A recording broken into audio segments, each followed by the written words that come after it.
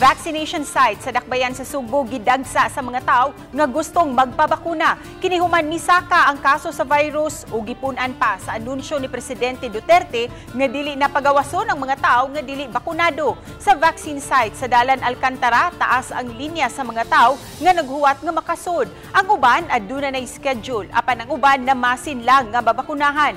Gamit kuno kayo kini nila sa trabaho ug aron sayon-sayon ra silang makasud sa mga establishmento. Unang higayon kini nga nagdasok ang mga tao sa vaccination site. Sa pagkakaroon, limitado ang bakuna sa Dakbayan sa Sugbo. Testing lang, may bisig na pwede ba makadikta-dikta ra ba? Morning, i-walk-in na lang mo. Nakasabot gud ta. Pero mohangyo lang pud ta nga wala namang gud sa tay bakuna nga i-inject. Kung inyong pugson bisag musud mo didto sa among vaccination site, unya di nga mo ma-entertain na mo, di mo na mo mabakunahan. Samot na mo masuko na mo. Ipunan pa sa pamahayag sa atong presidente kagabi nga dili pagawson kadtong mga bakuna.